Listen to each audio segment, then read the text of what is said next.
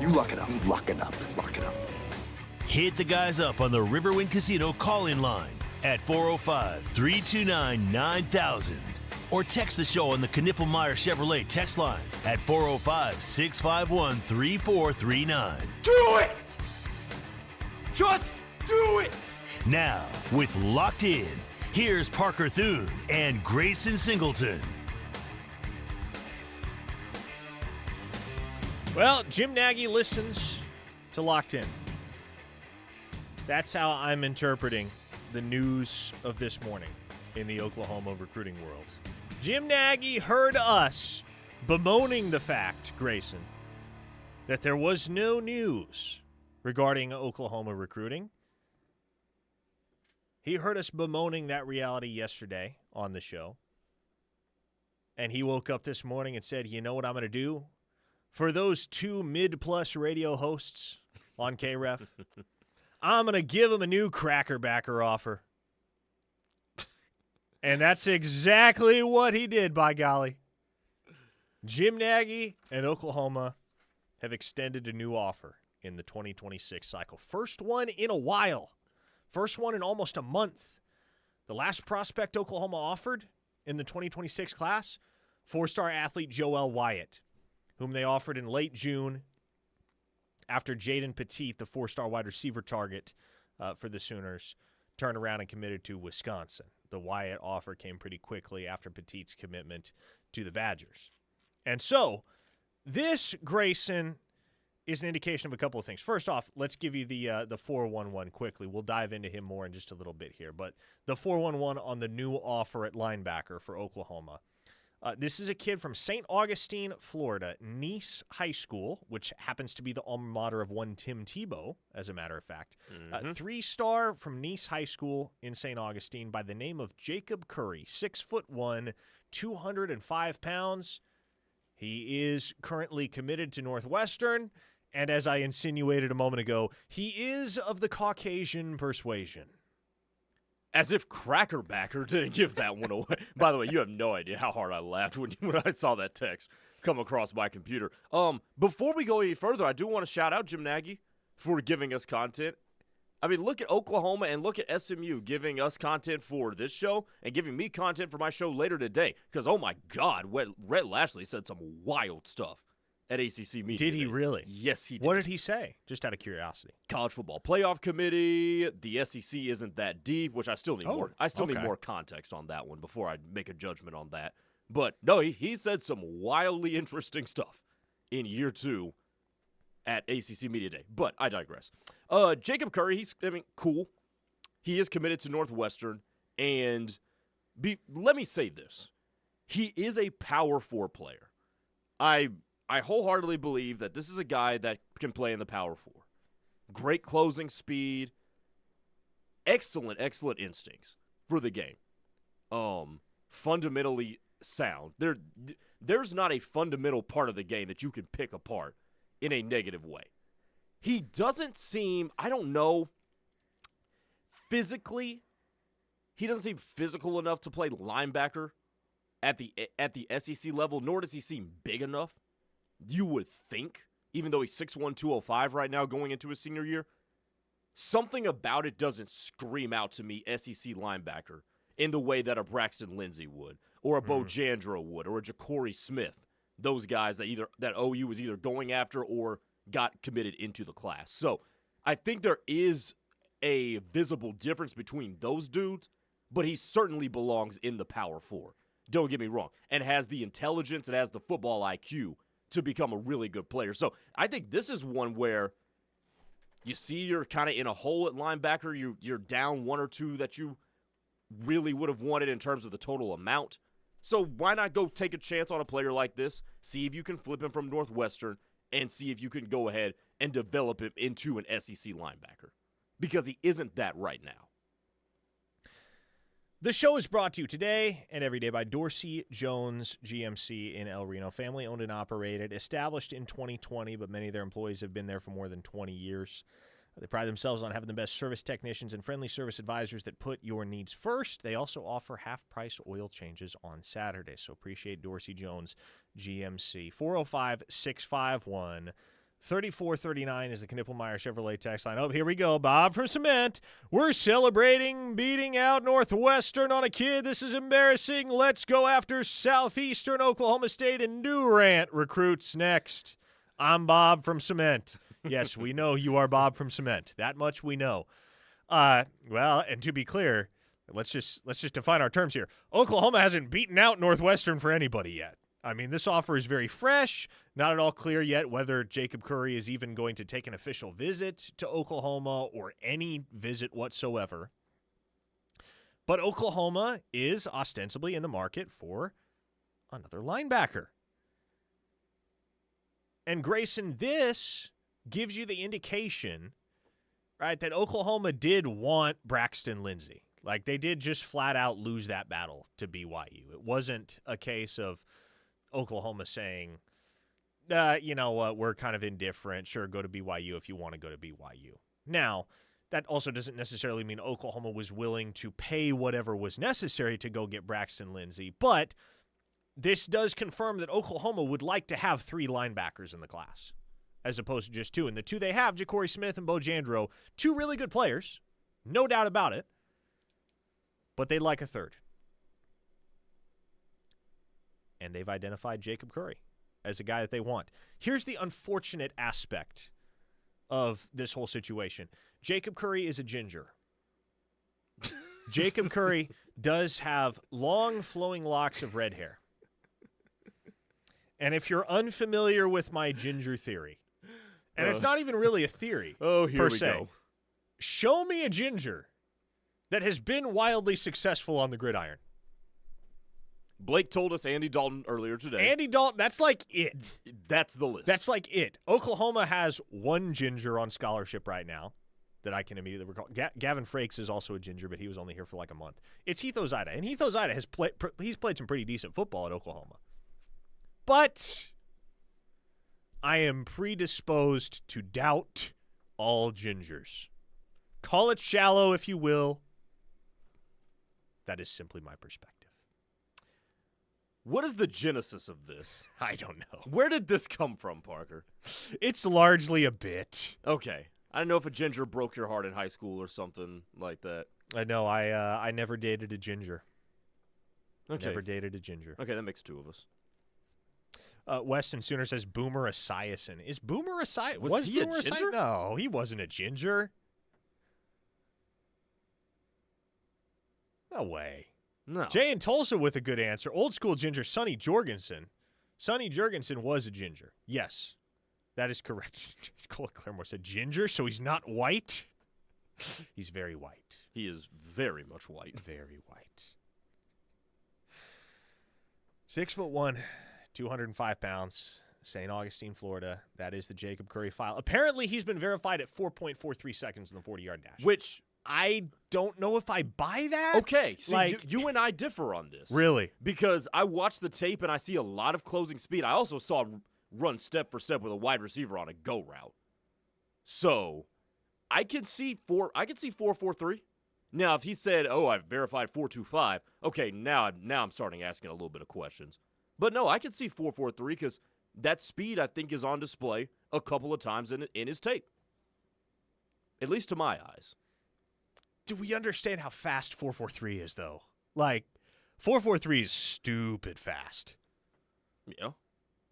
I mean, there are guys at the NFL Combine, football fast players, guys that are absolutely electric on the gridiron that can't touch 4.43. CeeDee Lamb ran a 4.48 when he was at the Combine in 2020.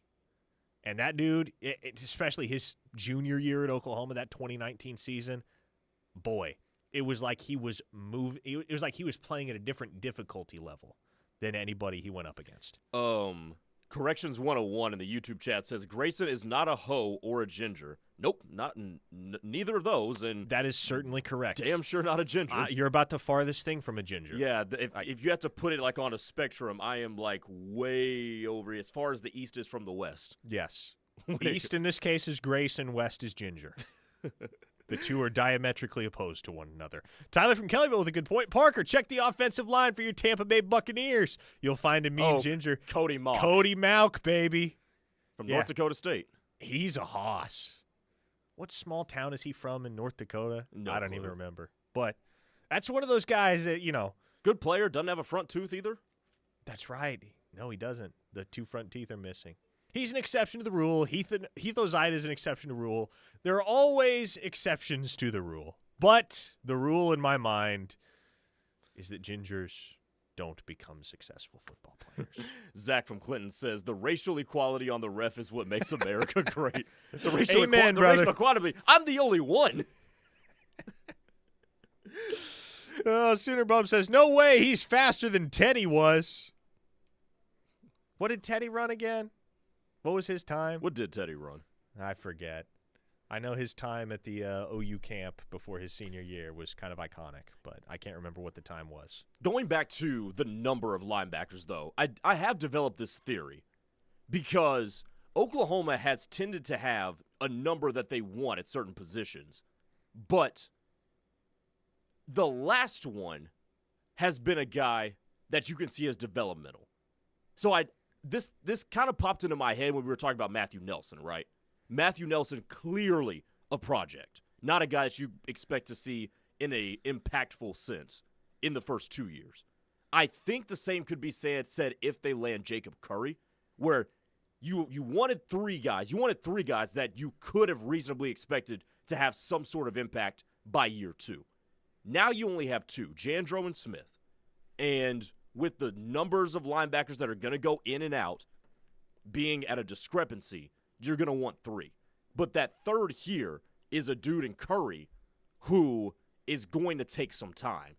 So it's an interesting kind of way of going about this sort of construction of the class is that we've got guys that we know we can see by their junior year, and let's throw a dude here who could pop. He certainly has the intangibles to where he could pop earlier than we think, but it's a guy that more down the line we're thinking of could be a contributor maybe in year 3 or 4. I guess.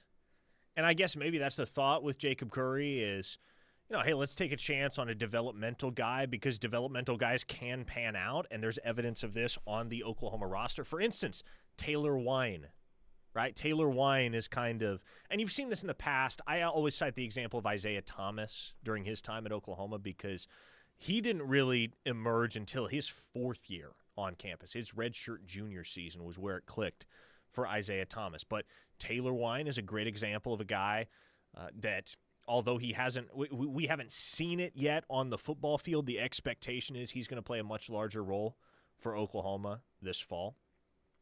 Another guy that could fall into that same category is, well, and I'm hesitant to bring up PJ because PJ was a guy that got on the field as a true freshman and made plays as a true freshman. Not a ton, but made some plays.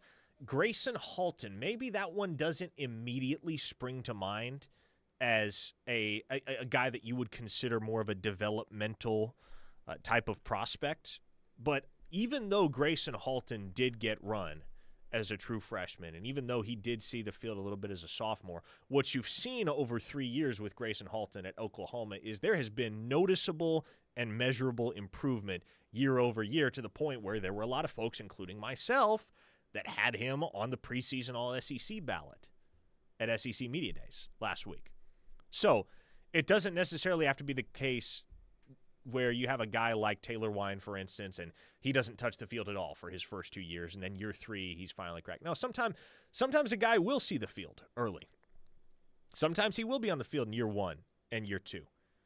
But when does he come into his own?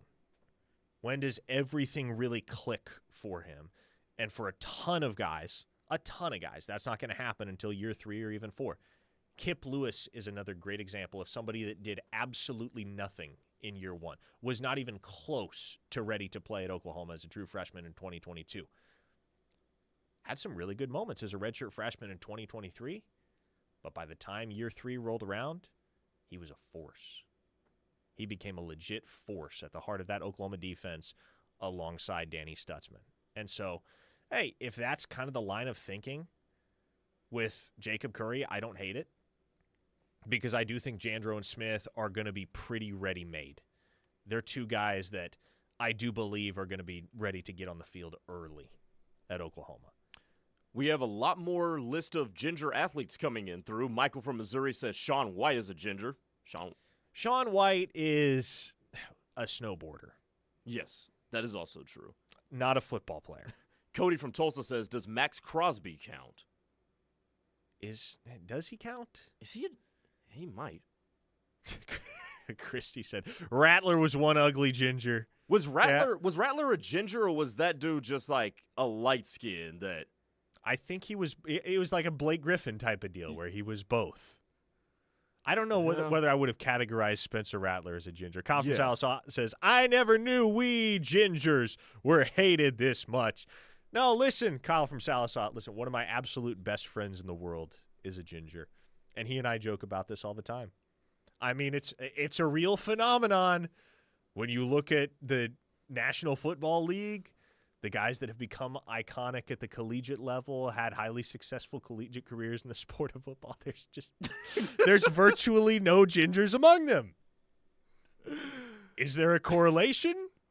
I don't know, but it's kind of more of a bit than anything, Kyle. Nacogdoches Sooner says Bill Walton. Yes, there have been some notable ginger hoopers over the year. Cool Moj says, I saw Spencer Rattler at Walmart, and I can confirm he is 100% a gingerbread man. So there you go. I saw Spencer Rattler many a time over the course of his career at Oklahoma. I don't know that I would have categorized him as a ginger. Two-star Jay in Tulsa says, Rattler looked like a printer that was running out of ink. Isn't that what Nikki Glazer said to Blake Griffin one time? I don't have a clue. I think she did on a roast one time. She said that Blake Griffin looked like a printer that ran out of ink. Drew from Fireman says, clearly Parker can't snowboard, bro. Sounds jealous of Shaun White. I've never snowboarded in my life. I'm a ski guy. I'll leave the snowboarding to others. Yeah, I'm black. I've never done either. I like skiing. Snowboarding? I'm pretty sure I would like it, but there's not a whole lot of black people that grow up snowboarding or skiing. Fair. That's fair. Dale Earnhardt Jr. Okay, listen, folks. We were talking about football. About football We're talking about football here. Bringing up NASCAR drivers. When was the last time anybody mentioned a NASCAR driver on the Knippelmeyer Chevrolet text line? We're off the rails. We need to take a break. Get the show back on track. 405-651-3439 is the Knippelmeyer Chevrolet text line. Please fill it up with non-ginger related football and recruiting questions. Getting closer and closer to fall camp. Obviously, as we mentioned, new offer out for Oklahoma as they continue to try to shore up some of the position groups in the 2026 class that are not yet finished, are not yet a finished product for Jim Nagy and his staff. So we'll discuss that and much more ahead. You're listening to The Ref, the home of Sooner fans. Considering refinancing your mortgage? Now might be the perfect time to start planning. With rates on the move, Stride Bank can help you determine if you may be able to lower your monthly payments, shorten your loan term, or tap into your home's equity. Stride's expert mortgage advisors will work with you to tailor a solution that fits your needs. With local roots and national reach, Stride Bank is your go-to partner for all your banking needs. Stride Bank, your trusted financial partner since 1913. Find out more at stridebank.com. Stride Bank, member FDIC, equal housing lender. Attention construction pros. Purple Wave Auction brings quality equipment to your fingertips. Join our bi-weekly online auctions featuring dozers, excavators, loaders, and more. We provide detailed listings, photos, and seller contact info. Inspect online or in person. With our no reserve policy, every item sells to the highest bidder. Visit purplewave.com today and see why informed builders choose Purple Wave. Transparent processes, real deals. Your next great purchase awaits. purplewave.com. Fowler Automotive is proud to be a part of your community, where our passion and values lie far beyond the showroom. We believe that families, sports, art, and culture are at the heart of every thriving community, and it's important to us that we help build the communities that our dealerships call home. Stop by any of our 6 Oklahoma dealerships to see the Fowler Standard hard at work. We pride ourselves on being friendly, helpful, honest, and fair. This is what drives us every day. Fowler Automotive, a proud partner of OU Athletics. What are you waiting for? If you're anything like me, that question keeps you up at night. So don't wait for someone else's green light. Do the things you love right now at Moore Norman Tech. We'll get you out of the classroom and into the real world with hands-on experience in whatever feeds your fire. So get after it. Oklahoma needs more doers, and doers don't wait. More Norman Tech, powered by Oklahoma Career Tech.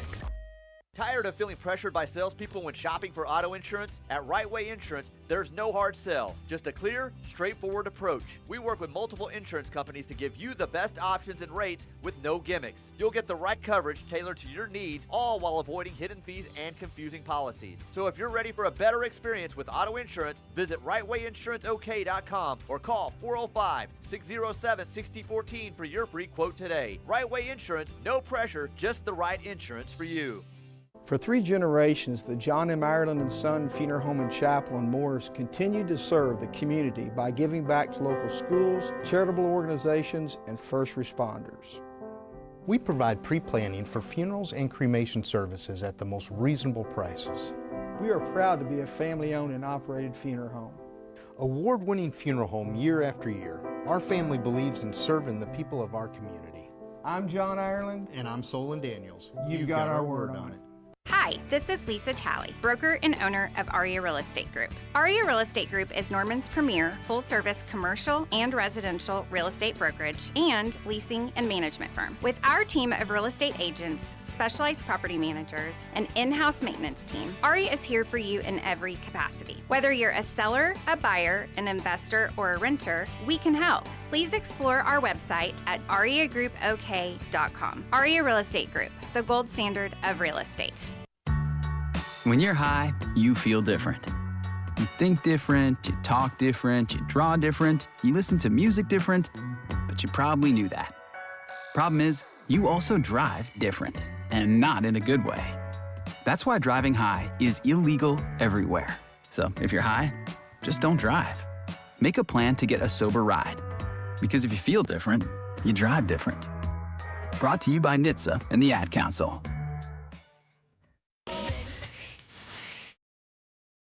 Oh, yeah, I'm old enough to remember the 1972 Sugar Bowl, New Year's Day, Tulane Stadium. Auburn took the field, 9-1 record. They had the Heisman Trophy winner at quarterback, Pat Sullivan. 84,000 fans were there. Chuck Fairbanks and the Oklahoma defense ruled the day. The Sooners led 31-0 at halftime, dominated Auburn behind an unstoppable running game, of course. As a team, the Sooners ran the ball for 440 yards. They only threw and completed one pass. They won 40-22. Leon Crosswhite, Joe Wiley, and Greg Pruitt all found the end zone, while the game's MVP, Jack Mildren, ran for 150 yards and 3 scores. It is Auburn Team Takeover Day here on the Ref, presented by Landers CDJR. When you choose Landers, Chrysler, Dodge, Jeep, and Ram of Norman, you're not just getting a great vehicle, you're supporting a dealership that cares about the community. Visit them today and experience the difference at Landers CDJR of Norman, your trusted partner in automotive care, where community and commitment drive us forward. LandersCDJRNorman.com. I was racking my brain, Grayson, and the text line may have to help me out here, but I genuinely don't recall the last OU Auburn battle that was waged on the recruiting trail, or if there has been one in the time that I have covered the University of Oklahoma. There have obviously been prospects for whom Oklahoma and Auburn have both been involved, but every so often you get a 2-team race. I mean, we're accustomed to this, even a 3-team race, right? But it becomes very clear that there's a couple schools above the rest. And I can't recall a time, at least not in recent history, where Oklahoma and Auburn have gone toe-to-toe for a player. If you can think of one, let me know on the Knippelmeyer Chevrolet text line. I am struggling to pull anything from the recesses of my brain in terms of an OU Auburn recruiting battle. This year, this cycle, I should say, Oklahoma and Auburn were both prominently involved in the recruitment of 4-star cornerback Danny Odom, but he wound up committing to Nebraska. So, man, I'm going to have to noodle on that one a little bit. But again, text line is generally full of people far smarter than me. So if you can chime in with an answer, let us know. Again, 405-651-3439. Cam Newton is the first answer that people are popping off with. There was, and this is before my time, at least my time covering Oklahoma professionally, but yeah, Oklahoma was, to my recollection, pretty heavily involved in the Cam Newton sweepstakes. And then wasn't it, as Cam Newton tells the story, wasn't it Auburn and where was Dan Mullen at the time? He's told a story about some conversation that he had with Dan Mullen right before he committed to Auburn. And I'm trying to recall whether Dan Mullen was still at Florida. He was still at Florida at that point, or whether because he was at Mississippi State. That's right. Had he gone to Mississippi State by that point? He was the head coach at Mississippi State. So I think it actually came down to Auburn and Mississippi State, at least as Cam Newton tells it. But yes, Oklahoma was heavily involved in the Cam Newton sweepstakes. Slim Brady asks, where would you file the Elijah Melendez recruitment? That's a good one. To be frank, I don't know that I ever got the sense Oklahoma was as prominently in it for Elijah Melendez as OU seemed to believe. But yes, he did have OU and Auburn in his top group, wound up signing with the Tigers. At the time, he was committed to Miami when Oklahoma started pushing for the flip there, but wound up at Auburn. Bodine from the Osage insists, OU lost Cam Newton at the final second. You might have to ask Bob Stoops. When's the next time he's supposed to be on the air with us? Probably, Thursday, Friday? Later this week? Thursday. File it away, whoever's on air with Coach Stoops this week. Be sure to ask him about the Cam Newton sweepstakes. Christie says, wasn't there a linebacker last year that came down to OU and Auburn? He had decommitted from Miami. Yep, there you go. That's Elijah Melendez. Okay, there you go. Mm-hmm. So, yeah, that was a guy that settled on Auburn after taking an official visit to Oklahoma. He might have been the only guy last cycle that took an OV to OU while committed elsewhere.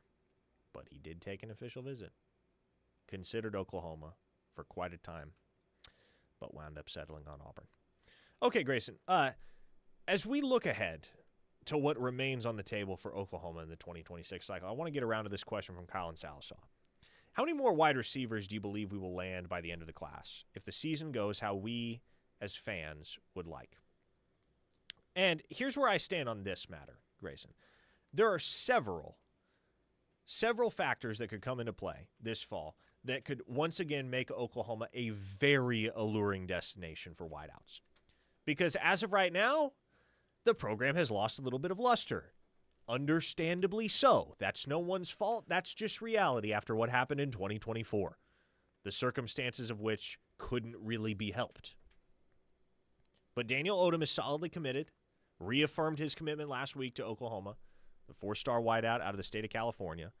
But Oklahoma missed out on Jaden Petit. They missed out on Zachary Turner. They missed out on Jordan Clay.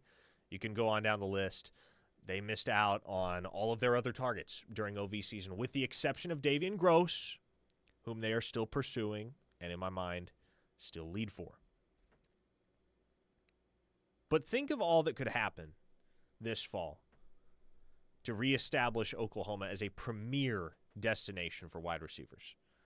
For one thing, let's start with the obvious. John Mateer and Ben Arbuckle could legitimately revitalize Oklahoma on the offensive side of the football. I mean, that for the sake of stability, for the sake of not having to completely undergo a changing of the guard this coming offseason on the staff. That's what you need more than anything. You need John Mateer and Ben Arbuckle to get Oklahoma back to national prominence on the offensive side of the football, which is very feasible, very attainable, and if it happens, great. That means Brent Venables and everybody else, they've got job security beyond 2025. But especially if that happens, the other potential development that could come into play is a midseason commitment from Peyton Houston, the outstanding signal caller in the 2027 class. What if Bo Bentley, fresh off a state championship season at Salina in which he totaled 62 touchdowns, what if he builds off of that strong junior year with an even better senior season? What if Bo Bentley is in the 5-star conversation? And he's not far off from it right now either. Bo Bentley is regarded, at least by On3 and Rivals, as the number 41 overall player in the country. Do the math. 32 5-stars at the end of every cycle. Bo Bentley's right there. So if Bo Bentley has a 5-star caliber senior year, that makes Oklahoma even more desirable to the average wide receiver recruit. And so I would concur, and it is only fair to concede, that Oklahoma right now is kind of a ho-hum destination for most wideouts. And that is borne out by the data. What we have seen throughout official visit season, throughout the summer, wide receivers aren't necessarily jumping at the opportunity to go play for Oklahoma right now because it's not that hard to negative recruit against the Sooners. You just show a kid their offensive film from 2024 and ask them, do you really want any part of this? And so for Emmett Jones, for Arbuckle, for the Oklahoma staff at large, what you have to do at this point is erase 2024 from their collective memory. And the way you do that is by playing strong offensive football this fall in 2025. Brent Venables has hitched maybe the next half-decade of Oklahoma success onto Ben Arbuckle and John Mateer. And I don't think I'm being hyperbolic by saying that, because if the offense doesn't improve and you don't win football games, that largely is going to be contingent upon whether that offense improves. You're starting over. And that's going to take you about 2 years to recover from. Some programs it takes longer to recover from. So it is, it is markedly important that this offense shows a semblance of life and functionality in the SEC. But when it comes to recruiting, you have to get off to a fast start offensively. And by the way, they're going to have the opportunity to do so because 2 of your first 4 games are against Michigan and Auburn.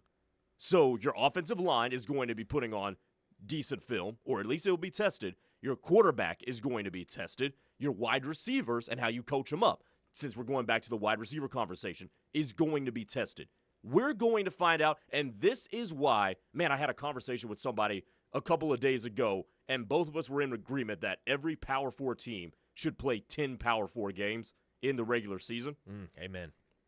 This is why you play these sorts of games. Because if you're playing against directional Illinois and then directional North Carolina and then Kent State, we don't learn a damn thing about you. But you're going to welcome Michigan and then you're going to welcome Auburn. We're going to learn something about Oklahoma. And if those things that we learn are positive, all of a sudden that negative recruiting gets neutralized and you can start to gain some traction with some of these dudes. And interspersed with those very significant home field matchups with Michigan and Auburn are a couple of cupcake opponents in Illinois State and Temple. So, yes, you'll have you will be able to really see what your offense, your new look offense is made of against Michigan and Auburn, but there should be a couple opportunities 2 out of the first 3 weeks of the season for John Mateer to put up some serious numbers in those football games and probably get a quarter or 2 off. Probably going to see Michael Hawkins, which would be nice. Now, Bodine from the Osage sent us a story. This story is from stormandandnorman.com. 3 star players OU lost in the final moments of recruitment. Deshaun Jackson, Cam Newton, and Bryce Young on this list. I'm going to assume Deshaun Jackson is before you were recording. Reporting on the beat. Long before. Cam Newton is also on the list, as I said, and then Bryce Young is number 3. I know Oklahoma was involved for Bryce Young. That was right before I started covering OU recruiting on a full-time basis.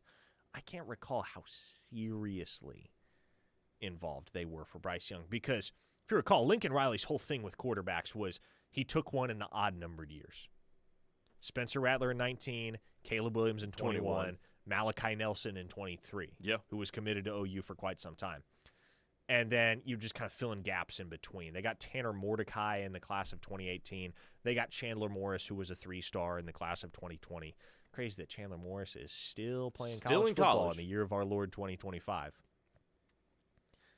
And so, was it realistic that Oklahoma could have landed a 5-star quarterback in what most would have considered to be the off year for Riley, i.e. an even-numbered year. I know they were prominently involved in that recruitment. I can't recall how seriously involved they were down the stretch. To my recollection, it was, if not USC, Alabama, and it wound up being both because he committed to USC for a time and then wound up flipping to Alabama. Papa Boganowski says, nah, Grayson, the small schools need those money games. I know how the economics works. Doesn't make me hate the games even less. Look, here's my rule. If you can reasonably assume that the spread is going to be over 30, what are we doing outside of the smaller schools need the check? Mm-hmm. I tell you, you're talking to a former New Mexico State Aggie right there. Papa Boganowski knows what's up. Right, in the right, group of five. and I'm aware of that. And I'm not talking about every group of 5 school. New Mexico State, that's a worthy opponent. I wouldn't sneeze at New Mexico State, but I'm talking about the Temples of the world, the Kent States of the world, the Maines of the world. What are we doing here? There was a time, man. There was a time where Temple was more than a half-decent football institution because Matt Rule was their head coach. Oh, that's right, yes. Matt Rule, this is going back a decade or so. Yeah. Matt Rule had him in the AP Top 25 for a while. Yeah, that's how I think it was 2015. That's how he parlayed that into the Baylor job. That's why I feel like there's a turnaround coming up for Nebraska because all Matt Rule has ever done as a head football coach is orchestrate rebuilds, and he's always done it quite effectively. Okay, 405-651-3439 is the Knippelmeyer Chevrolet text line. Keep filling it up. More ahead here on The Ref, the home of Sooner fans. You're listening to Locked In. Do you eat, sleep, and breathe Sooner football? We do too. This is The Ref, home of Sooner fans. For the professional, it's not enough to just possess knowledge. That's why at GMC, we seek to refine it, to wield its power, to redefine its boundaries, while pushing the limits. And we put this knowledge to the test in every GMC Sierra by engineering each one to outperform your expectations. So you know you're getting precision and durability when you need it most. And that's what makes the GMC Sierra the truck worth knowing. We are professional grade. See your Oklahoma GMC dealers.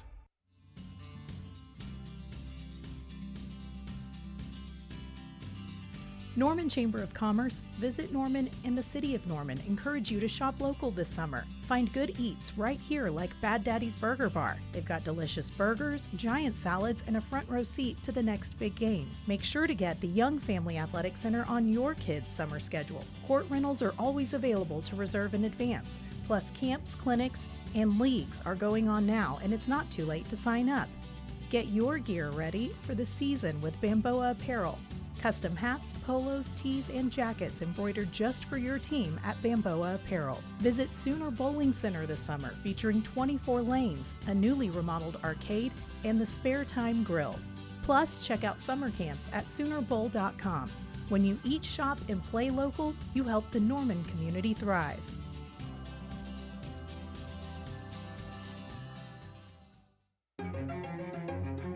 Life is yours to spend. Spend it expanding your balance. Spend it expanding your mind. Spend it wondering what comes next. Spend it trusting that God has a plan. Spend it taking small steps in your own life. Spend it making a big impact on someone else's. First United Bank. Spend life wisely. I'm Gina Mitchell of Mitchell's Jewelry. We take our tagline, "Where Oklahoma gets engaged," to heart. Engagement rings, so many different styles and price ranges. We even have rings that are ready for a proposal this weekend. However, if a custom, one-of-a-kind design is your style, that's our specialty. Natural diamonds, lab-grown diamonds, or colored gems. Let us create her dream ring. Stay in the loop with us on our socials or at mitchells-jewelry.com, or come see us at 2201 West Main in Norman. Is your team coming to Norman or Noble for an event? Let Chick-fil-A 12th Avenue be your winning meal provider. From box meals and nugget trays to lemonade and tea, 12th Avenue Chick-fil-A can provide your team's pre- or post-game meal. Delivery, pickup, or dine in, 12th Avenue will have you covered. Call us at 405-310-3189 or use the CFA One app and let Chick-fil-A feed your team. Don't forget to ask about the Give Back program for a winning season. Call 405-310-3189 and remember to eat more chicken.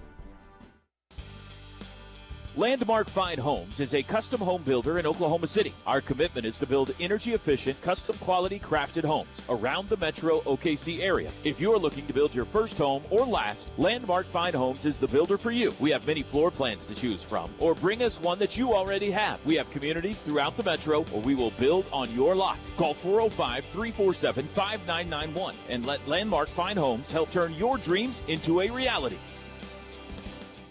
We tend not to think about right now, but right now in front of us is victory over cancer. Right now, cancer research funded by the V Foundation is leading to better treatments and saving lives. When you give to the V Foundation, 100% of your donation goes directly to game-changing cancer research. Victory over cancer is there for the taking by you. Donate at V.org, because today's cancer research is tomorrow's victory. Don't give up. Don't ever give up.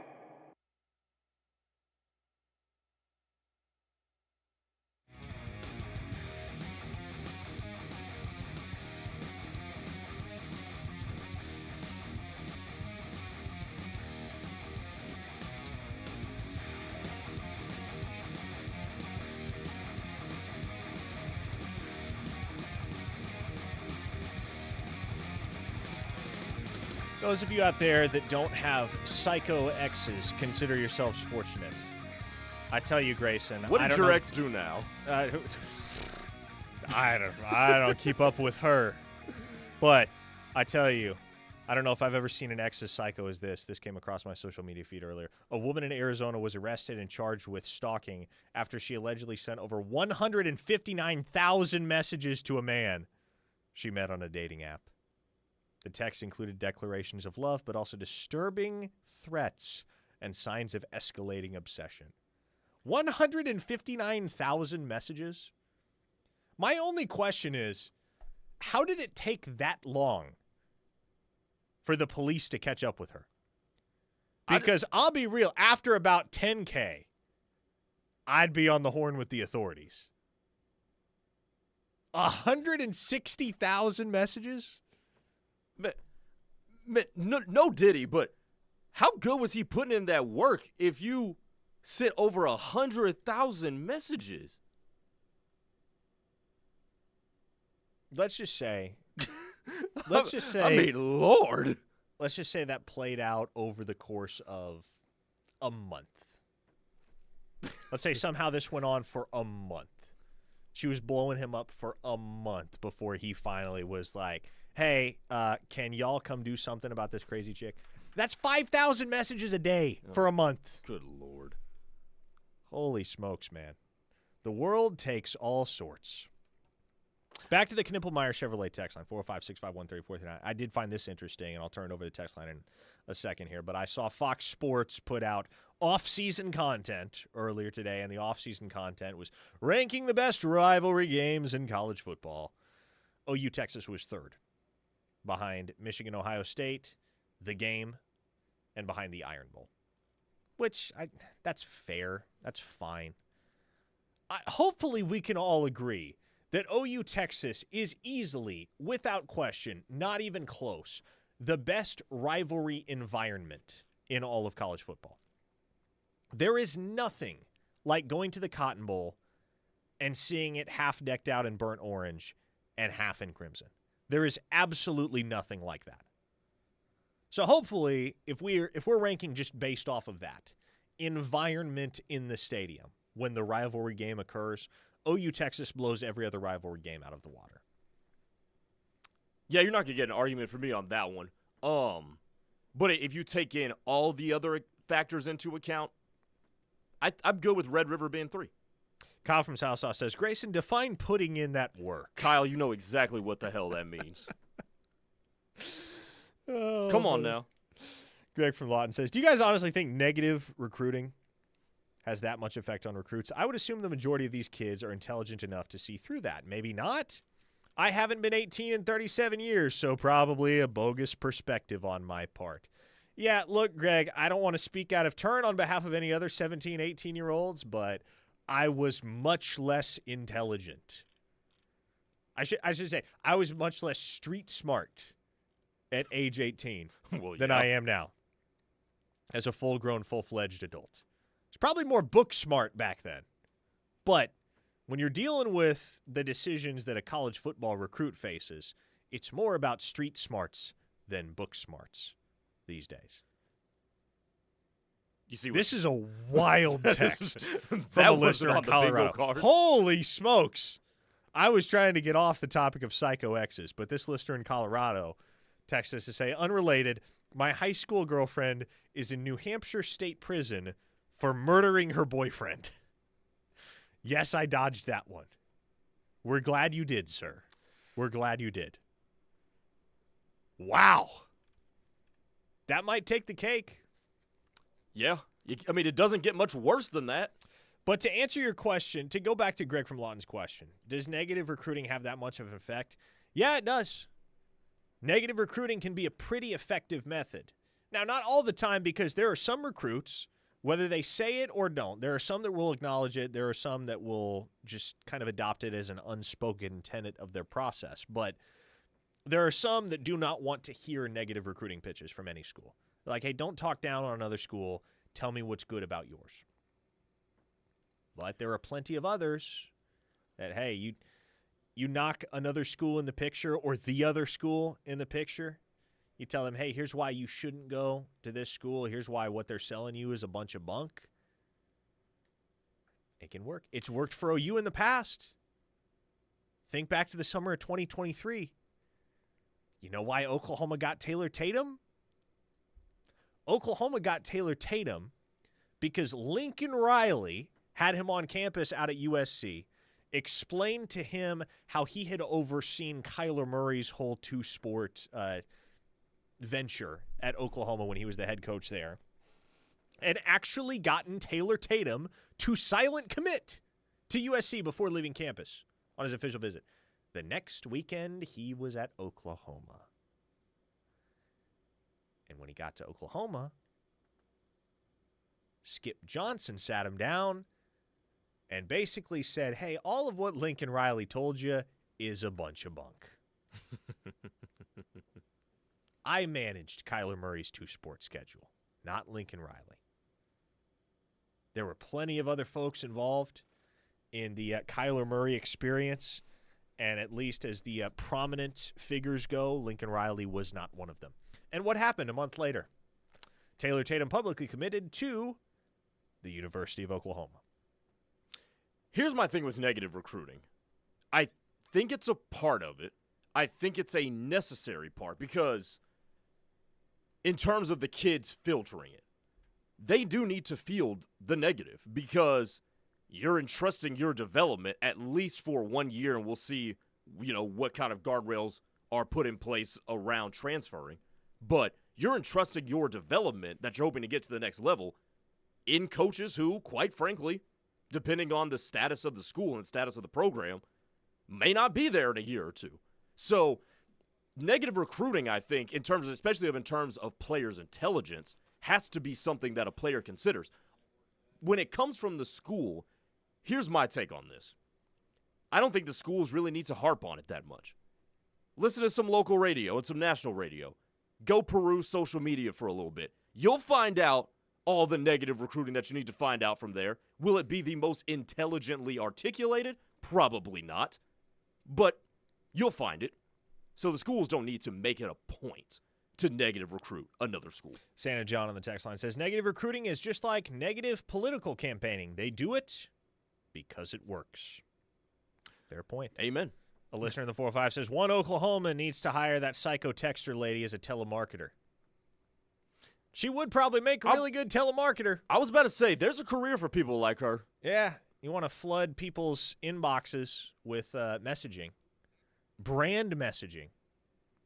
There's a role for you in today's society. Just don't do it with people you meet on dating apps. No, probably not the best idea. Let's see what we got. A 740 listener. That's from the state of Ohio. Says 1, Army Navy. 2, Ohio State Michigan. 3, Red River rivalry. I say this as someone who loathed Ohio State, but that rivalry is far more ingrained in both states than here. Really? Really? I mean, again, I'm not disputing that necessarily, but far more I'm not going to beef with you if you want to put Ohio State Michigan above OU Texas, because I think there are equally compelling cases for Ohio State Michigan, the Iron Bowl, Army Navy, and the Red River Showdown if you're talking about college football's best rivalry. If you want to rank those 1 through 4, you're not going to get any qualms from me regardless of how you rank them. Here's the thing when it comes to Michigan, Ohio State. At least from a viewing standpoint of somebody who hasn't gone to either of those schools and didn't go to Oklahoma or Texas, there is more visible hatred with Michigan, Ohio State that permeates through my television screen than there is at Oklahoma, Texas. And to me, that's what sets it apart, is that I can feel the hate when I watch Michigan and Ohio State. And maybe it has something to do with the way Gus Johnson calls that game. Maybe I'm very open to that being the case, but that's why I got Michigan, Ohio State ahead. Oklahoma needs another good rivalry series now that they're in the SEC. What's it going to be? And don't say Missouri. Please don't say Missouri. But the Oklahoma-Nebraska series is a thing of the past.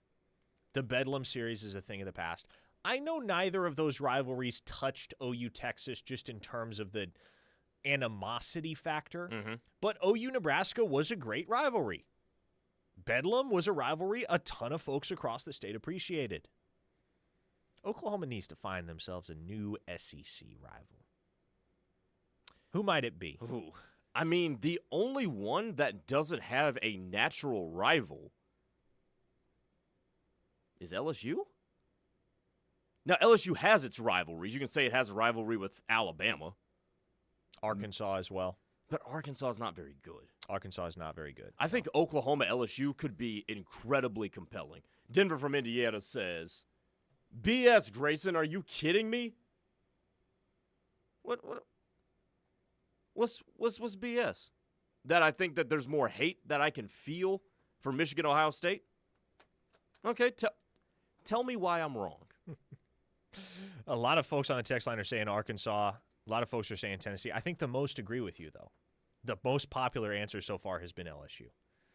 And somebody, I lost the text, but somebody said, yeah, OU LSU would be a great rivalry if we could ever beat them. Yeah, Oklahoma's got to get over the hill at some point. That'd be a hell of a uniform matchup to see every single year, too. LSU ruined it last year, man. They wore those purple alternates. Did you hate that? Yeah, I did. Really? The uniform matchup I was looking forward to going down to Baton Rouge was LSU in their classic white tops, yellow pants, and Oklahoma in their crimson tops, white pants. But the home team generally wears the darker uniform. But LSU doesn't. Oh, that's right. Yeah. Oh, LSU is one of the very, very few. They're kind of like the Dallas Cowboys. Exactly. Yeah. In fact, I think LSU might be the only Power 4 program that does that with regularity, where they wear white at home. 405 listener says, would love to see SEC go to a 9-game schedule and make OU LSU a Thanksgiving tradition. I'm on the same line of thinking. I mean, they're two of the most 100% agree. They're two of the most prominent brands in all of college football.